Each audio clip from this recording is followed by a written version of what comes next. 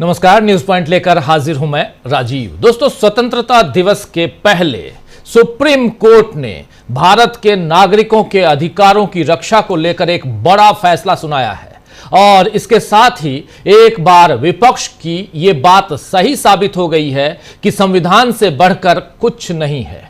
जी हां, आज supreme court ने जहां पर सुनवाई चल रही थी एसआईआर को लेकर, उस कोर्ट में कांग्रेस, आरजेडी समेत समूचे इंडिया गठबंधन की बड़ी जीत हुई है।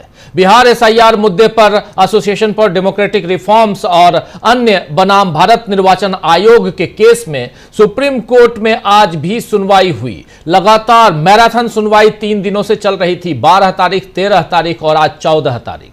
3 दिन लगातार सुनवाई, और इस सुनवाई में जस्टिस सूर्यकांत और जस्टिस जॉय माल्या बागची की खंडपीठ ने चुनाव आयोग को निर्देश दिया है, लिखित ऑर्डर दिया है कि वो आधार कार्ड को भी स्वीकार्य दस्तावेजों की अपनी 11 जो लिस्ट है, उसकी 11 डॉक्यूमेंट्स की जो लिस्ट है, उसी लिस्ट में इसको भी शामिल करे, यानी आधार कार्ड को भी शामिल करे। इसके अलावा अदालत ने चुनाव आयोग को आदेश दिया है कि जिन 65 लाख वोटर्स को लिस्ट से हटाया गया है, ड्राफ्टेड लिस्ट से हटा दिया गया है, उनके नाम भी सामने आए और कारण भी बताया जाए कि ऐसा क्यों किया गया। दरअसल बिहार में एसआईआर यानी स्पेशल इंटेंसिव रिवीजन के बाद जिन वोटर्स के नाम काटे गए हैं, उनके नाम चुनाव आयोग ने वेबसाइट पर नहीं डाले थे और सुप्रीम कोर्ट में भी साफ मना कर दिया था कि जिनके नाम काटे गए हैं उन्हें हम कारण नहीं बताएंगे और न ही हम नाम सार्वजनिक करेंगे। आज की सुनवाई में फिर ईसीआई यानी इलेक्शन कमीशन की ओर से जब एडवोकेट राकेश द्विवेदी ने दलील दी कि छूटे हुए मतदाताओं की बूथ स्तरीय सूचियां यानी लिस्ट पहले ही राजनीतिक दलों के बूथ स्तरीय एजेंटों को यानी बीएलए के साथ हमने साझा कर दी है, यानी साझा की जा चुकी है, तो अदालत ने पूछा कि मतदाताओं को उनकी स्थिति जानने के लिए राजनीतिक दलों के पास जाने की जरूरत क्यों है, उनको जाने के लिए क्यों मजबूर किया जाना चाहिए। इसी मसले को आगे बढ़ाते हुए जस्टिस सूर्यकांत ने पूछा कि क्या आपके पास ऐसा कोई सिस्टम नहीं हो सकता जहां उन्हें स्थानीय राजनीतिक दल के पीछे न भागना पड़े? आप इसे इंटरनेट पर भी क्यों नहीं करते, यानी इंटरनेट पर भी जारी क्यों नहीं करते हैं? उन्होंने यह भी कहा कि यदि आप इसे सार्वजनिक डोमेन में लाते हैं तो आपके खिलाफ यानी चुनाव आयोग के खिलाफ जारी नैरेटिव खत्म हो जाएगी, जो नैरेटिव है वो खत्म हो जाएगी। और इसके अलावा अगर पूनम देवी का नाम हटा दिया गया है तो पूनम देवी को यह पता होना चाहिए कि उनका नाम हटाया गया है और उनका नाम क्यों हटाया गया है। जबकि जस्टिस बागची ने, 2 जजों की बेंच है दोस्तों, तो जस्टिस बागची और जस्टिस सूर्यकांत, जस्टिस बागची ने कहा कि पारदर्शिता से मतदाताओं का विश्वास बढ़ाने में मदद मिलेगी, यानी ट्रांसपेरेंसी के साथ अगर आप काम करेंगे तो मतदाताओं का विश्वास आपकी ओर बढ़ेगा। आप इसे वेबसाइट पर डालने का एक अतिरिक्त कदम क्यों नहीं उठाते जिसमें स्पष्ट रूप से उन लोगों की पहचान की जाए जो सूची में नहीं हैं, और साथ ही उनके नाम हटाने के कारण भी बताए जाएं ताकि वे सुधारात्मक उपाय कर सकें कि उनके नाम कैसे जुड़ें। यानी चुनाव आयोग को सिस्टम बदलने या सुधारने की सलाह सुप्रीम कोर्ट से मिली है। वहीं आधार कार्ड को भी दस्तावेज में शामिल करने की दलील पर याचिकाकर्ताओं की जीत हुई है। आप जानते हैं कि 10 जुलाई की शुरुआती सुनवाई में, 10 जुलाई को पहली सुनवाई हुई थी और इस शुरुआती सुनवाई में ही सुप्रीम कोर्ट ने चुनाव आयोग को आधार पर भी, आधार कार्ड, राशन कार्ड और एपिक कार्ड पर भी विचार करने का निर्देश दिया था, लेकिन चुनाव आयोग ने अपने 11 दस्तावेजों की सूची में आधार कार्ड को, खासकर आधार कार्ड को शामिल नहीं किया। इस पर आज जस्टिस बागची ने कहा कि आपकी 11 दस्तावेज की सूची नागरिक अनुकूल लगती है, लेकिन आधार और एपिक आसानी से उपलब्ध हैं। आपके नोटिस में कहा जा सकता है कि जिन लोगों ने अभी तक जमा नहीं किया है, फॉर्म जमा नहीं किया है, वे अपना आधार और एपिक भी जमा कर सकते हैं। यानी आप फॉर्म के साथ डॉक्यूमेंट्स जो मांगा जा रहा है उन डॉक्यूमेंट्स में ये दे सकते हैं। ये एक सुझाव के रूप में, लेकिन जब आदेश आया, अंततः आज के आदेश में सुप्रीम कोर्ट ने साफ साफ कहा है कि अब आधार कार्ड को भी दस्तावेजों में समाहित करना होगा। तो कुल मिलाकर दोस्तों आज सुप्रीम कोर्ट में विपक्ष के संविधान बचाने के अभियान को और मजबूती मिली है। वहीं चुनाव आयोग को दबाव में लेकर बीजेपी पर खेल करने के जो आरोप विपक्ष लगाता रहा है, उस आरोप में भी सच्चाई नजर आ रही है। हालांकि विपक्ष जानता है कि संविधान बचाने की लड़ाई अभी लंबी है, क्योंकि बीजेपी जब तक सत्ता में है विपक्ष इत्मीनान नहीं कर सकता। कल तो स्वतंत्रता दिवस है और उसके बाद जन्माष्टमी का पर्व है। इसके बाद 17 अगस्त से राहुल गांधी और तेजस्वी यादव बिहार में 1300 किलोमीटर की यात्रा पर निकलने के लिए तैयार हो चुके हैं। बिहार के सासाराम से शुरू होकर यह यात्रा 1 सितंबर को पटना के गांधी मैदान में खत्म होगी।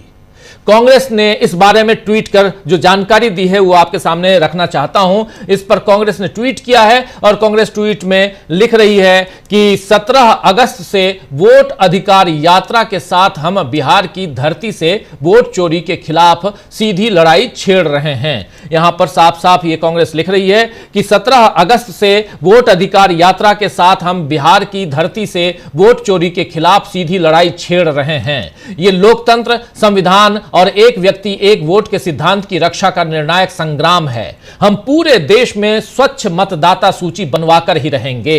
स्वच्छ मतदाता सूची हम बनवा के ही रहेंगे। राहुल गांधी ने एक वीडियो जारी कर इसमें बिहार के युवाओं को जोड़ने का आह्वान किया है। यह 1300 किलोमीटर की लंबी यात्रा राहुल गांधी और तेजस्वी यादव साथ साथ करेंगे, सासाराम से बिहार पटना तक।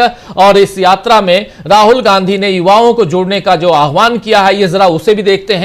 राहुल गांधी के इस वीडियो को देखिए, क्या कह रहे हैं राहुल गांधी। नमस्कार। 17 तारीख हम बिहार में वोटर अधिकार यात्रा पर निकल रहे हैं।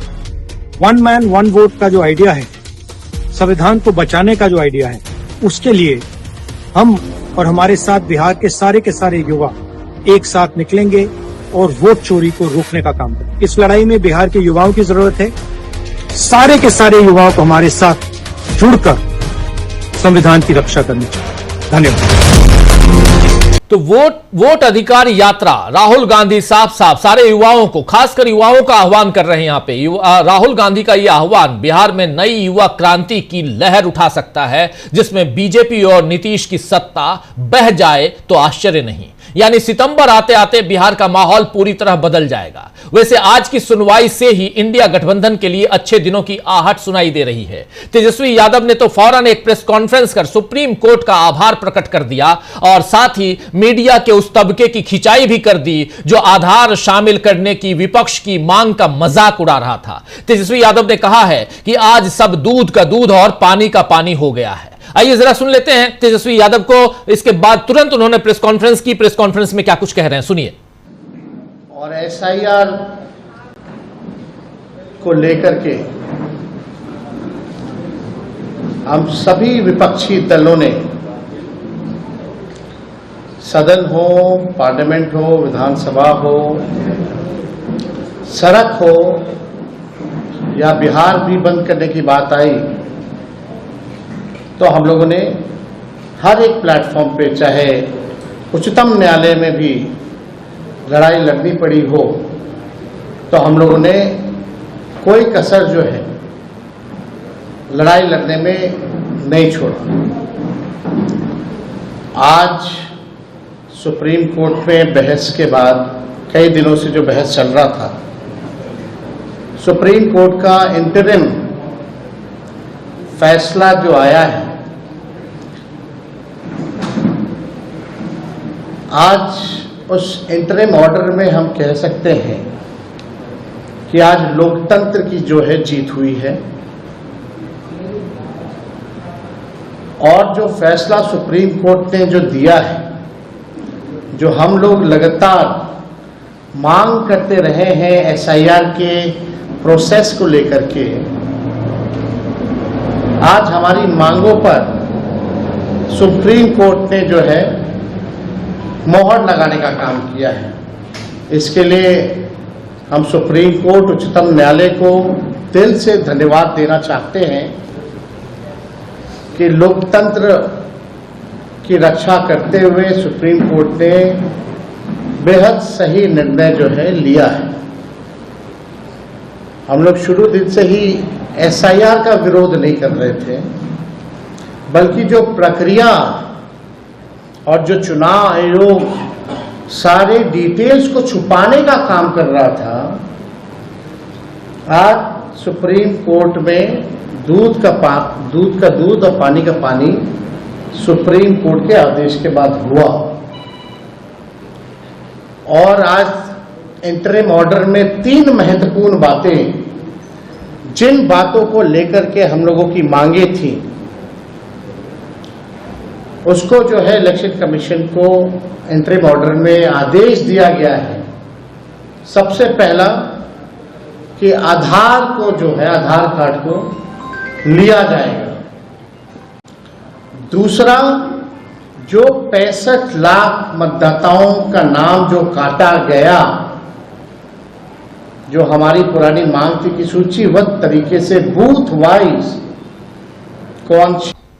तो यहां साफ साफ अपनी बात रखते हुए और एक बड़ी जीत और इस पर अपनी खुशी जाहिर करते हुए यहां नजर आ रहे हैं तेजस्वी यादव ने भी एक बिहार के अंदर लड़ाई छेड़ रखी थी। इधर राहुल गांधी दिल्ली और केंद्र की राजनीति में और एक अलग लड़ाई, और इन सब का मेन मकसद, मेन एम यही कि चुनाव आयोग को एक्सपोज किया जाए। और आज सुप्रीम कोर्ट में चुनाव आयोग अंततः फाइनली एक्सपोज हो गया। इसी मसले पर जब सुप्रीम कोर्ट से एसआईआर पर जो आदेश आया है, अंतरिम आदेश, लेकिन बहुत बड़ी राहत है ये विपक्ष के लिए और विपक्ष की बहुत बड़ी जीत है ये। इस पर कांग्रेस के राष्ट्रीय अध्यक्ष मल्लिकार्जुन खड़गे ने क्या कुछ कहा है, देखिए जरा, वो भी आपके स्क्रीन पे है। लिख रहे हैं मल्लिकार्जुन खड़गे कि करोड़ों जागरूक नागरिकों, कांग्रेस पार्टी व श्री राहुल गांधी के अभियान को उच्चतम न्यायालय के हस्तक्षेप से पहली सफलता मिली है। इलेक्शन कमीशन ऑफ इंडिया के इस तर्क को कि आधार मतदान के लिए मान्य नहीं है, उसे एसआईआर के केस में उन 65 लाख लोगों के लिए अब माननीय सुप्रीम कोर्ट ने मान्यता दे दी है। बिहार में एसआईआर के दौरान इलेक्शन कमीशन ऑफ इंडिया के मुताबिक जो 65 लाख लोग वोटर लिस्ट से बाहर हुए हैं, उनका डेटा अब इलेक्शन कमीशन ऑफ इंडिया को सार्वजनिक करना पड़ेगा, जिससे पारदर्शिता बढ़ेगी। हम जनहित में दिए गए माननीय सुप्रीम कोर्ट के फैसले का स्वागत करते हैं। लड़ाई जारी रहेगी, हम जनता के वोट का अधिकार छीनने नहीं देंगे। यह बात यहां पर साफ साफ कही है मल्लिकार्जुन खड़गे ने। तो आज दोस्तों आपने देख लिया कि एक तरफ सुप्रीम कोर्ट में जो बड़ी जीत मिली है विपक्ष की, और दूसरी तरफ बिहार समेत पूरे देश में किस तरह इसका असर हो सकता है, इन सब पे हम बात करेंगे। और क्या वोट चोरी के आरोप पर बीजेपी को करना पड़ेगा सरेंडर, यह भी बात हम यहां समझने की कोशिश करेंगे। राहुल गांधी और यह सब पूरा का पूरा सुप्रीम कोर्ट का मामला है, इस मामले को कैसे देखा जाए, इन सब की हम बात करेंगे। और सुप्रीम कोर्ट में कैसे विपक्ष की बड़ी जीत हुई है, यह हम आपके सामने रखने